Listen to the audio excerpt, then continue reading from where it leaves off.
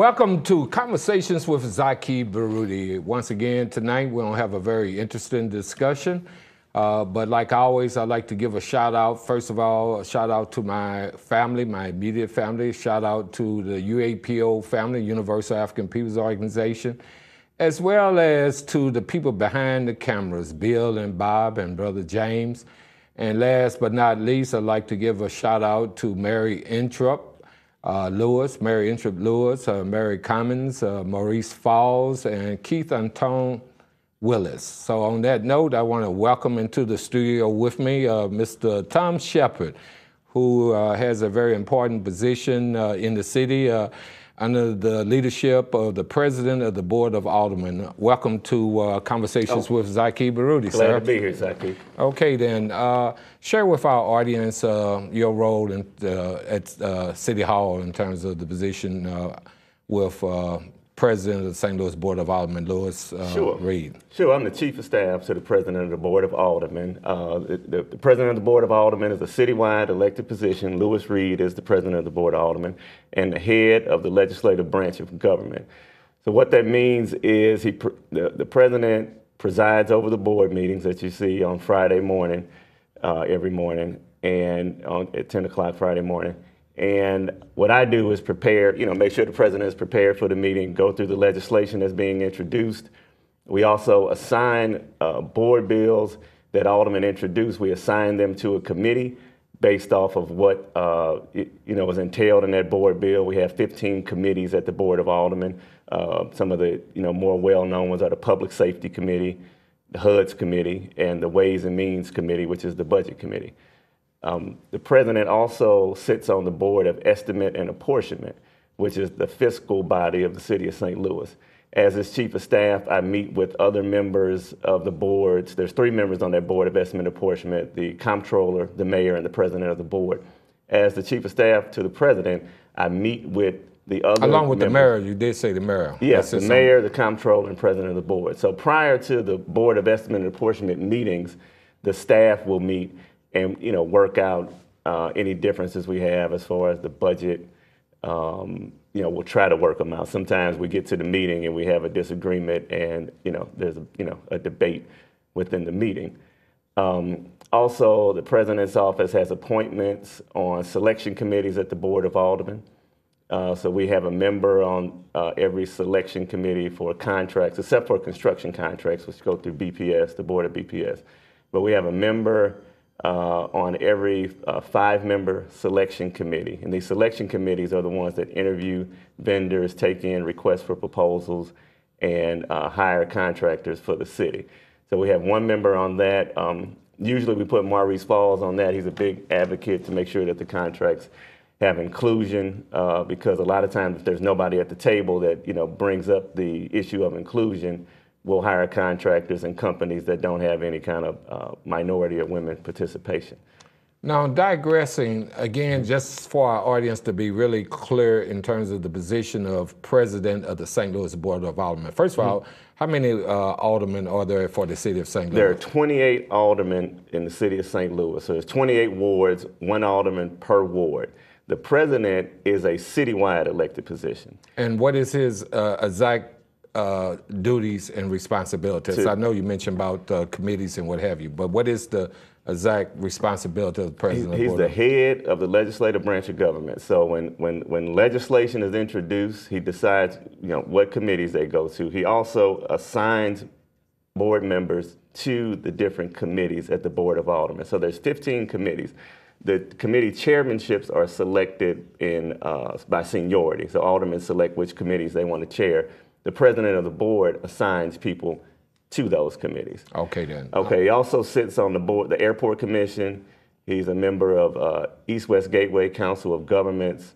And we have appointments on the Planning Commission, again, all selection committees in the city, and numerous other executive boards functions in the city. So yeah, it's a very, very important position at the top of city government. It's the second highest ranked elected office in the city of St. Louis. If the mayor, for some reason, can no longer perform his duties or her duties, then the president of the board immediately becomes the mayor. Now, how long has he been holding that particular position? He has served in that position for 10 years. Prior to that, he was Alderman of the 6th Ward for 8 years. Now, I understand, I mean, not understand, it's widely known that he had sought the office of mayor about 4 years ago. Yes. And in the race against... Came really close. Mm-hmm. Came really close. How close did he come? Well, we had 45% of the vote. You had 45%? 45% of the vote. Francis Lay had 23,000 votes. Lewis Reed had 19,000 votes, give or take some.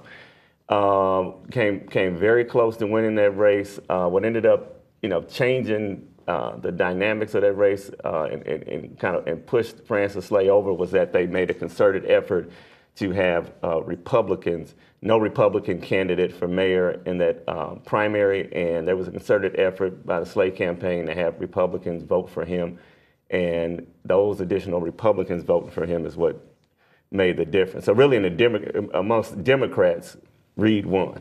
So within that, also that race, I understand that Mayor Slay came into that campaign with a $3.some million budget. Oh, yeah. He had $3.9 million. He had 100% name recognition, was already the incumbent mayor, so he was already in control of a lot of contracts and was able, to talk people out of, being a part of the Reed team or supporting Reed because of his, position. I need you to hold on that thought because on the flip side of our break, we want to get into the dynamics because he's also running again. Yes. So on that note, then we'll be right back with Conversations with Zaki Baruti. Homeless believer, find here a home. Homeless believer, find here a home. Homeless believer, find here a home. You may be lonely, but you're never alone. We were kicked out and left to live on the streets. I called the hotline, which St. Louis City has this wonderful hotline to call, and I kept getting the word that, sorry, no vacancies, nothing available. And I called day and night. There's a lot of people that are homeless, might be struggling with health issues, and, it's a lot better for us to have somewhere to go to be, comfortable. I really wish this place would not shut down because it is the only place that is available for people to go. I know the city says that there's other places, but I know for a fact that when you call the housing resource line, they just don't have anything available 98% of the time. Most of us are 1 to 2 paychecks from being right here, right at the place that God has put it on your heart to allow people to come. And I've been fed bodily, but more than that, my soul has been nourished. My mind has been nourished with the Word of God and the Word of the Lord. And I have a renewed hope, a renewed vision that I don't know why God put me here, but He put me here, and I'm learning, and I'm able to help other people. Really would appreciate if this place got left open, because I'll tell you, there isn't no place better than coming here and living, because I felt so blessed by having people who love me and care for me and worry about the things that I do and what happens to me. I didn't have that out in the outside world. I've got it here. Your spare change could help spare a life, save a life right now. Send your gift straight in to P.O. Box 473, St. Louis, Missouri. It's 63166. Or you can even give online at www.newlifeevangelisticcenter.org.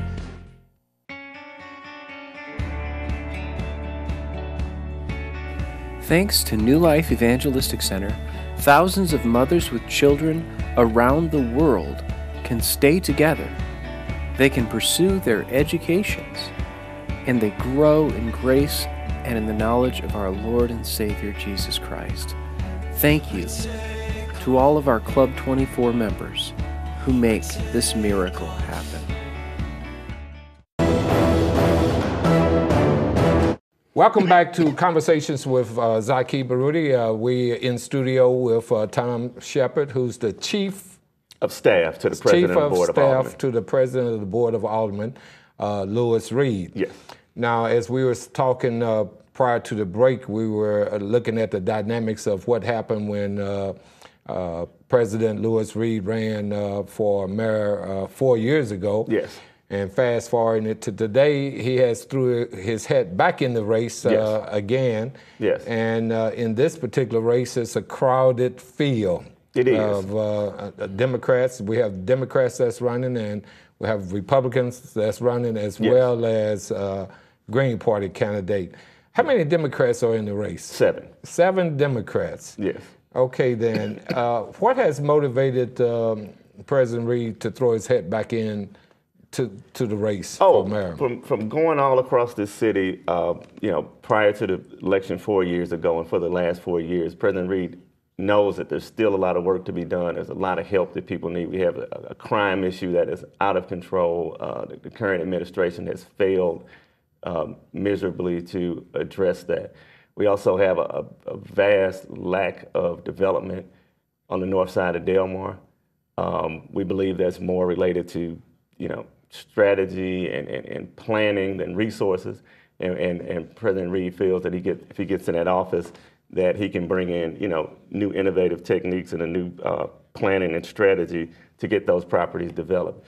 We have a bank of LRA properties that, the LRA, these are properties that are owned by the city that are vacant, and they failed to move them get people to buy them, and they've been sitting vacant for, the last 15 years, a lot of them. In fact, when you mentioned about vacant buildings, our organization supported a press conference in front of one of the vacant buildings where a young lady had been assaulted and left to fend for herself. And that's a part of President Lewis Reed's plan as mayor is to make sure that we have safe routes to school for our children.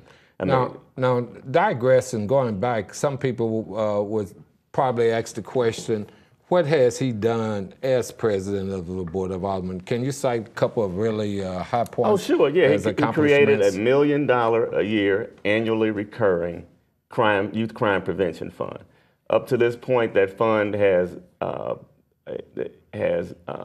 donated money to numerous organizations throughout the city of St. Louis that address youth services, up to a total of $8 million at this point that he's put into the community. For our youth? For our youth.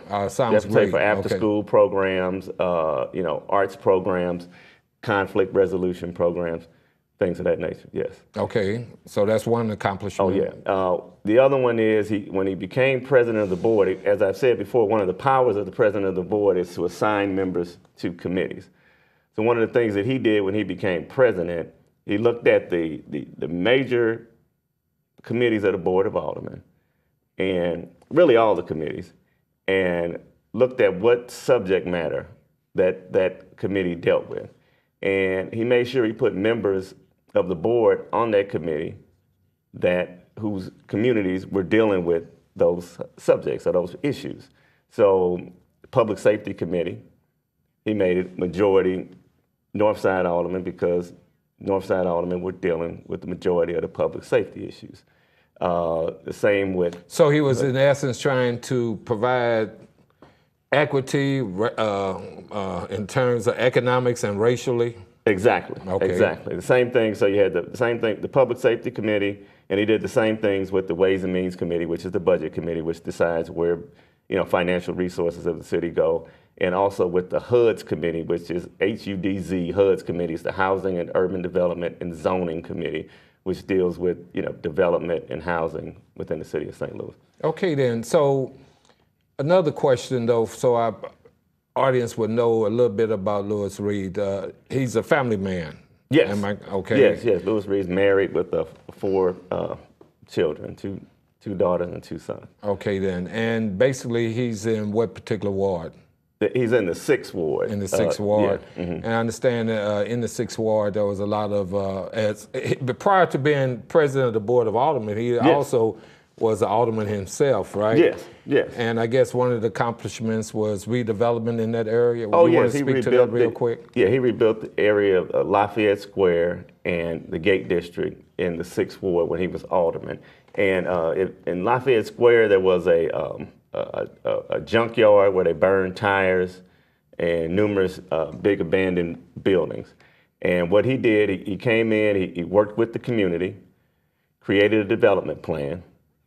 He did get some tax incentives, but he made the tax incentives and the funding of those tax incentives based off what the community wanted. And in the end, he turned around that neighborhood where you have multiple commercial developments and restaurants, multiple housing developments where the values of property went up, and he also maintained the diversity of that area. You know, a lot of times these developments happen and you push people out of the neighborhood. He also maintained that diversity. Gentrification, in essence, occurs a lot of times with development, which pushed me to another critical issue as we look at the various issues that he's dealing with. Right here, right now, we're sitting in New Life Evangelistic Center, which has been, and I want to put a shout out, if I didn't early on, to Reverend Rice and the kind of work that he's doing. There's an effort led by Mayor Slay, who's stepping down, of course, in this particular race, to have gentrification in this particular location as they move to try to close New Life Evangelistic Center. What I want you to address is the position, and you already touched on in terms of the LRA properties, which the city has a lot of that, which is a lot of vacant properties.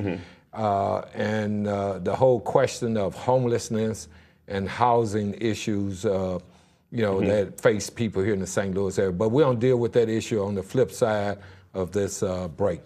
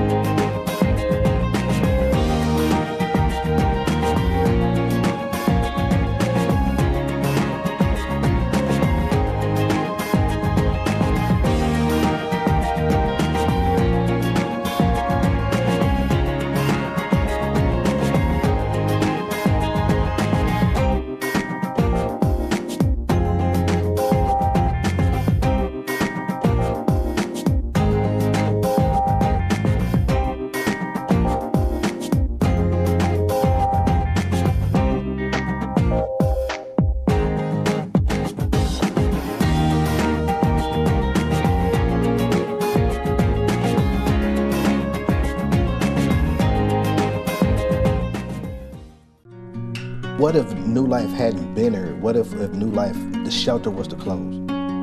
I really want to know what I do, because everybody else are saying they full or they don't want to take mother and children. So if this place closed, then St. Louis would be a really, really, really bad place. April 1st is the deadline. Your prayers are absolutely essential, and your tax-deductible gifts. Please send them now. Help save New Life, P.O. Box 473, St. Louis, Missouri. Welcome back again with Conversations with Zaki Baruti. In studio with me is Brother Tom Shepard, who's the Chief of Staff to Lewis Reed, who's the President of the Board of Alderman. And we're talking about his campaign for mayor of the city of St. Louis in a crowded field of Democratic candidates. And just before the break, we were talking about the issue of housing and homelessness. So what is his position? And by the way, it was a quick, would like to just point out the fact that there's a publication really done by our organization, Universal African People's Organization, that says Grassroots Political Special. Published by the Universal African People's Organization. We need Reed. Support the Thousands for Reed campaign. Vote and elect Tuesday, March 7, 2017, Louis Reed, Mayor of the City of St. Louis.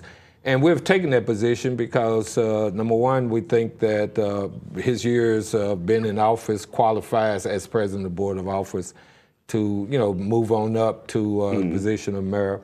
But one of the critical issues that's in that particular publication is housing and homelessness. How will he deal with, you already addressed housing, but homelessness? What is this, Yeah, I mean, first of all, we need to take a regional approach to it.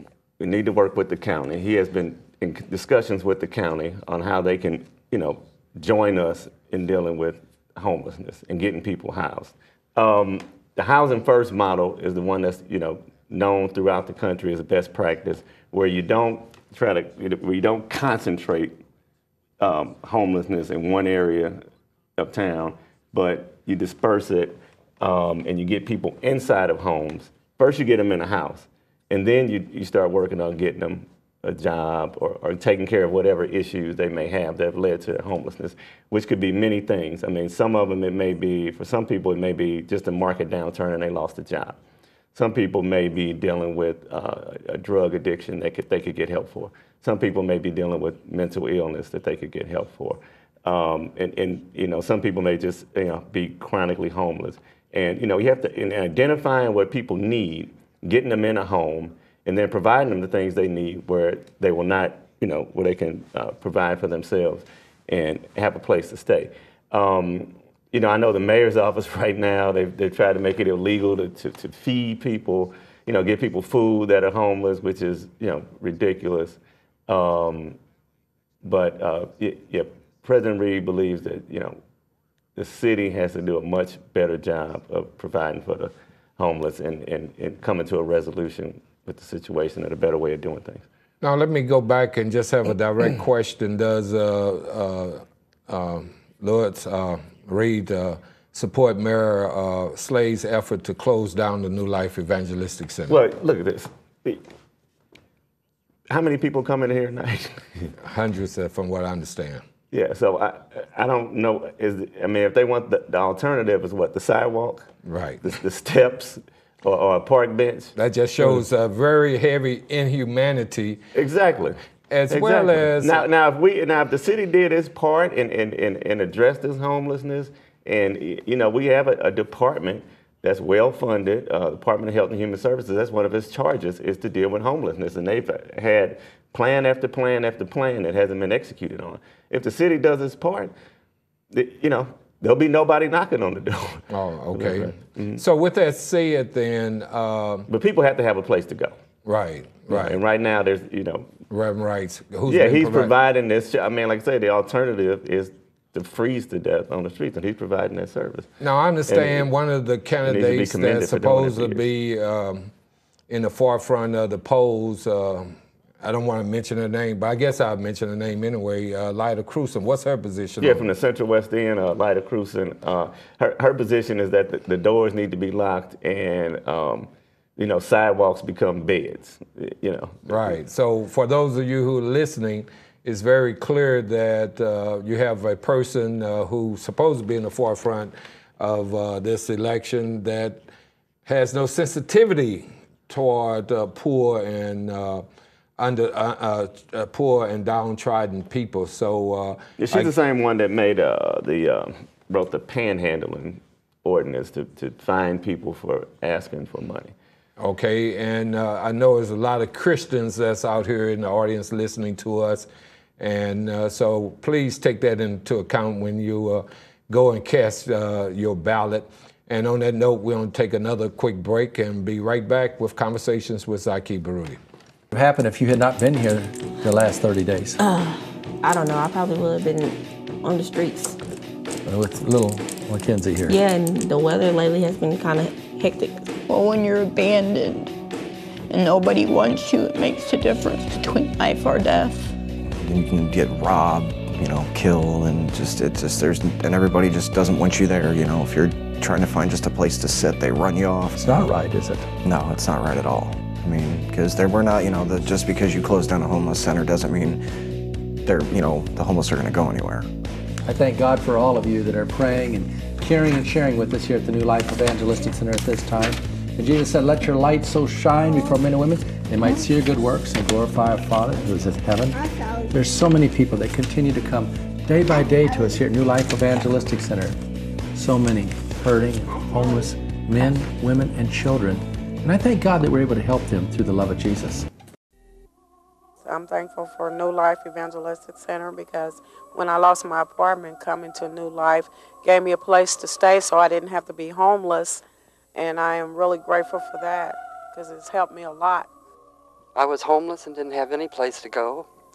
And they took me in and they fed me. They gave me a warm bed to sleep in, a hot shower. And I'm thankful to God for that. I'm here at NLEC and I'm looking for a future. Instead of just being homeless, I'm looking for direction and a future in my life. I heard about New Life Ministries from the hospital. They called and spoke with one of the workers here and were able to get me in. This shelter provided me not just somewhere to live, but they provided me with the support that I needed. And for that, I'm thankful.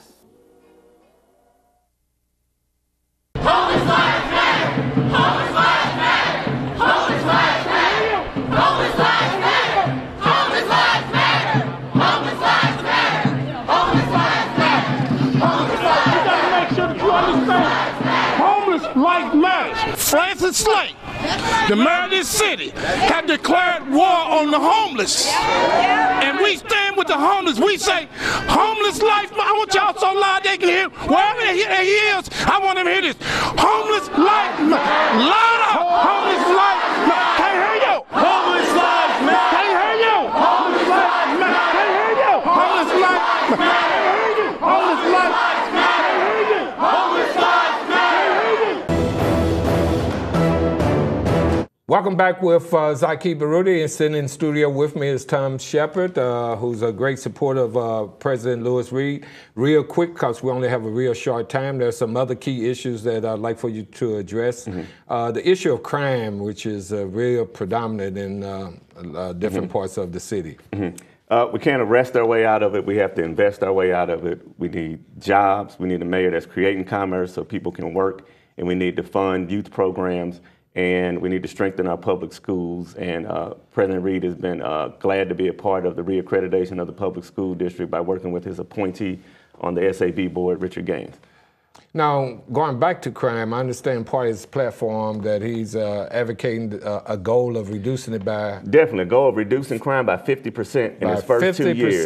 And he believes he can do that, because the crime is so rampant and there's been such a lack of strategy with the Public Safety Department and the police chief and the mayor of the city of St. Louis, that we know we can get agencies involved, we can get all city departments involved, and work to reduce this crime.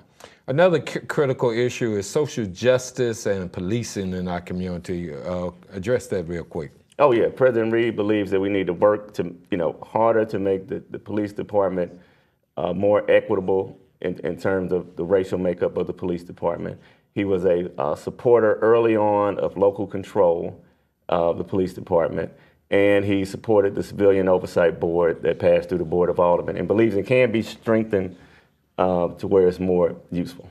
As an organization, we have been pushing the concept of not only community control of the police, which you just addressed in terms of the police force being more equitable in terms of hiring and promotion, but also officers living within the community. Real quick. Yeah, when that came out, when that change was made at the state, President Reed was against police officers being able to move outside of the city. Okay, then, because the time is really upon us, we don't have to cut that short. Okay. Hopefully we can have you back in as chief administrative with Mayor Lewis Reed. Mayor Reed. All right. On that note, we want to say tune in next week for Conversations with Zaki Baruti.